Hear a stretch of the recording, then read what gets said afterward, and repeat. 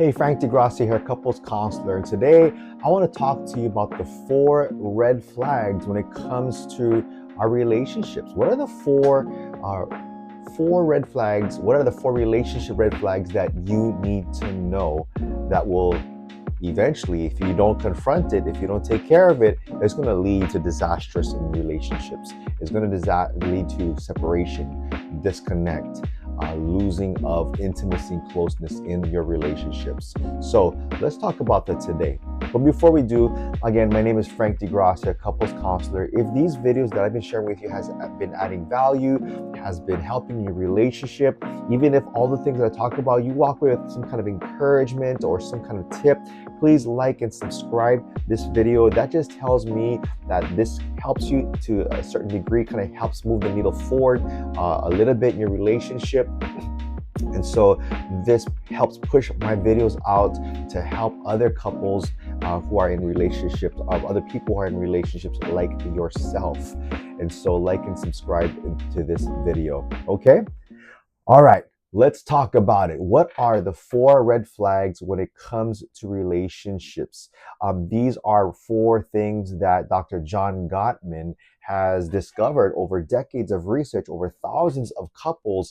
And what he's realized are the 4 things, the 4 horsemen, as he talks about it. But I like to frame it as the um, red flags. You see, the term red flags comes all the way in the early 1500s, when it was actually a military term, when military would raise a red flag to let enemy know if they were planning on attacking their fortress or attacking the military.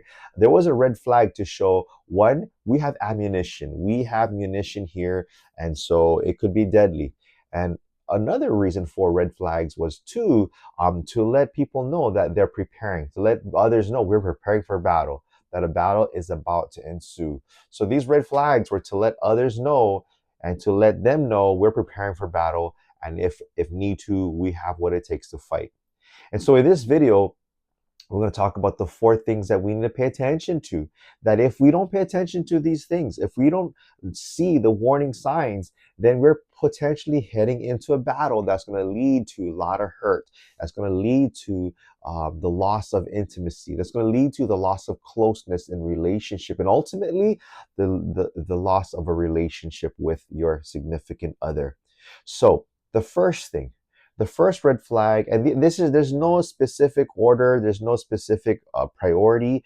Pay attention. These are the 4 different red flags that if any of these 4 are being shown in the relationship, we need to pay attention and we need to mitigate that quickly. So the first one that I just comes to mind right now, the first one is criticism. Criticism, and this is verbally attacking the personality, character assassination, labeling, saying things like, you're so slow, you're so dumb, you're so stupid, you're so this, and you're so that. We're just throwing these words at our partner, and of course, you're criticizing them. And so Dr. John Gottman says the way to confront this red flag of criticism is to use gentle startups. Gentle startups. It's a positive way of presenting healthy complaints. You see, criticism attacks character, identity, whereas complaints attacks behavior. So you're not attacking the person, you're attacking the thing that you don't like about what was done. Versus criticism puts down the behavior and identity, right? Those are 2 huge different things. And so when you attack the identity, of course they're going to take it personal. Of course they're going to take offense at it. But when you attack the behavior, the actions, the statements, that can be corrected. And so the antidote is a gentle startup, is having to have a complaint and present a complaint in a healthy way. And the way you do that is by answering 2 questions. Is, what do you feel about what was said or was done? And what do you need? What is it? What is the request that you need that can be corrected?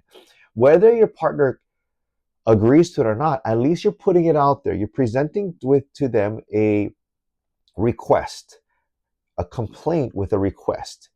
And a positive request at that as well. You see, a positive request is saying something such as, hey, here's actually, let me give you an example of what a gentle startup could look like. It sounds like, A gentle startup could be something like, I felt really hurt when I heard you say, I felt really hurt when I heard you say that I don't think enough about you.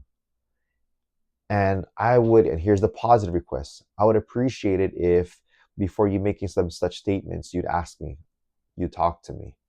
Now, whether your partner agrees with that request or not, that's another thing to be talked about later. That's another intervention we can go to. However, it's important for us to come up with a request and stating how we feel. I felt hurt. I felt embarrassed. I felt scared. And feelings is about how you're feeling in your body. We're not talking about your thoughts. That's something else later. But right now, when you present the request, when you present a complaint, a gentle startup to kind of serve it up in a way that's going to keep the conversation going and not attack, is to say, this is how I feel about this situation. I felt angry. I felt sad. I felt scared. I felt embarrassed. I felt nervous, insecure, whatever it may be. I felt those things. And here's what I'm asking you to do. This is what I'm requesting for you to do. So that is how you deal with criticism. The second thing is defensiveness. Defensiveness. That's the second red flag. Now, defensiveness is where you are victimizing yourself. You are trying to you're victimizing yourself to ward off all these attacks, right? So one way of defensiveness is you're saying you're taking this victim stance by saying, you know what, I'm always at fault. Yeah, you're right. I am always the person at wrong. You're always right, and I'm never right. I'm always wrong. So that's taking a victim stance when you're playing defensive. Another defensive tactic is to reverse blame. A reverse blame is like, you know what? You always, or you never, you always do this. You never do that. And so that's taking the reverse blame. You're blaming them and not taking responsibility for yourself. And so what is the antidote to I'm always at fault and you're always right? Or the antidote to, you know what, you always do this and you never do that. What about this? And what about when you did, right? So instead of playing the defensive tactic, which is a red flag, is to use what's called taking responsibility, right? That old school being the mature person and take responsibility.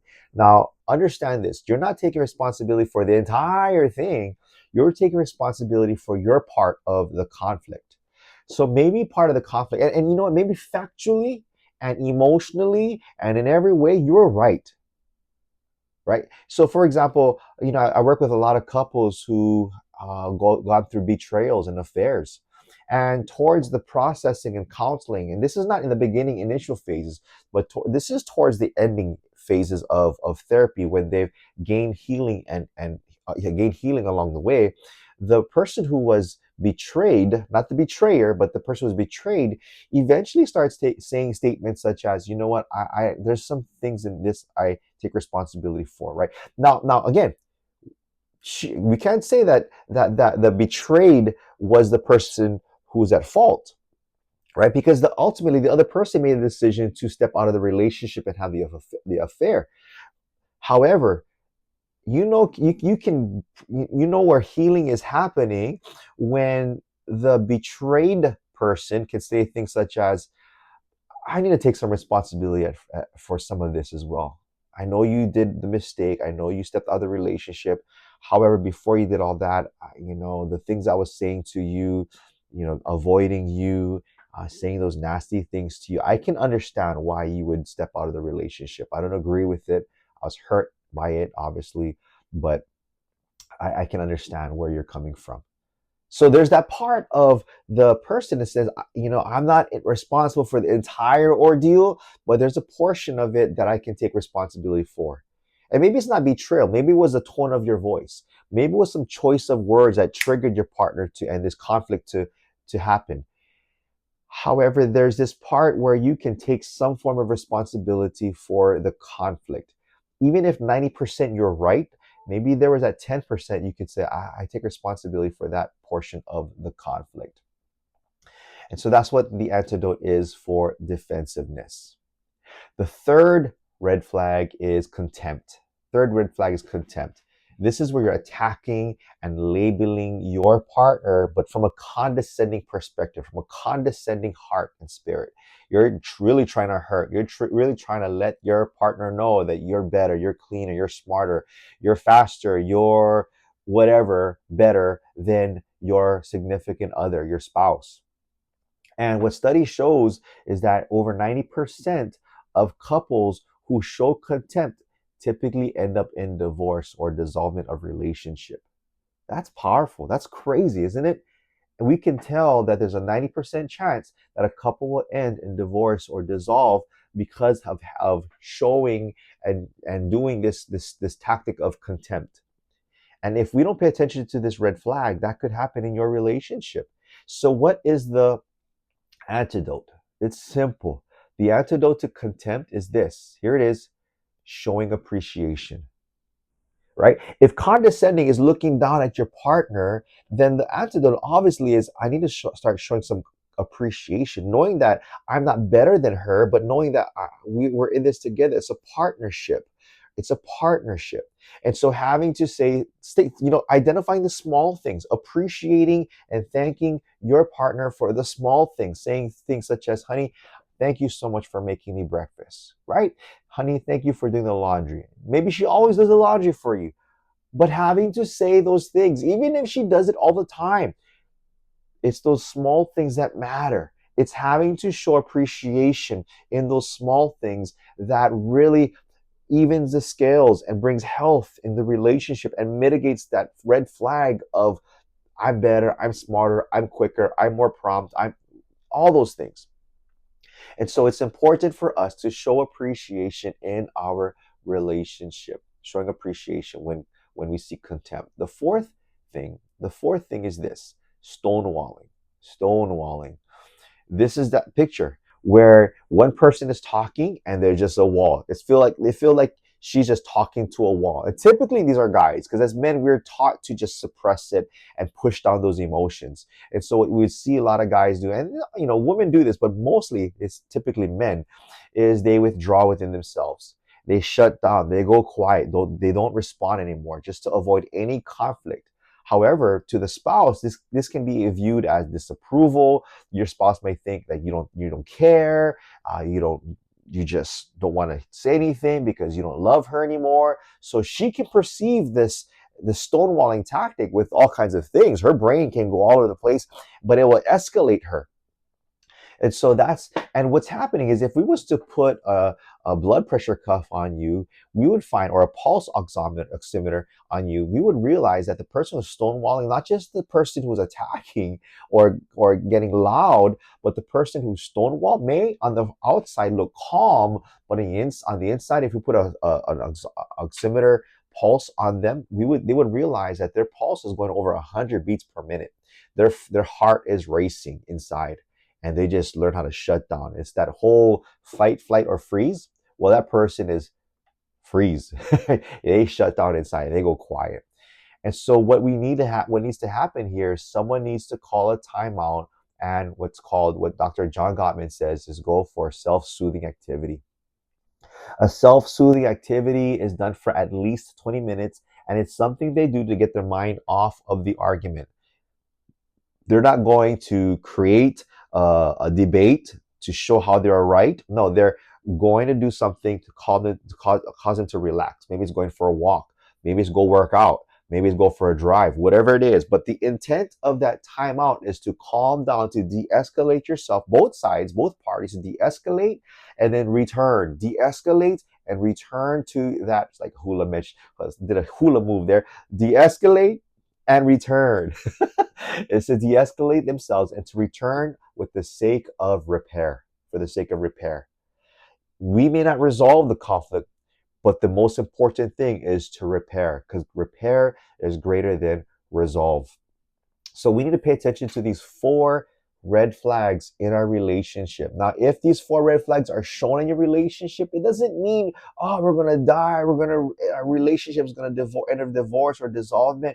That's not what it means. It just means that we need to pay attention, identify these 4 red flags, and bring antidotes, intervene into those things by those 4 interventions that I shared that we find through research that is successful in every healthy relationship. Remember, healthy relationships have conflict too.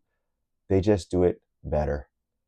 Again, my name is Frank, the couples counselor. If you've been enjoying these videos, would you like and subscribe to my channel? It'll bring you a notification letting you know that there's another video, and I try to put these videos out every week. In fact, watch this video here for more information on how to strengthen your relationship, and I'll see you there.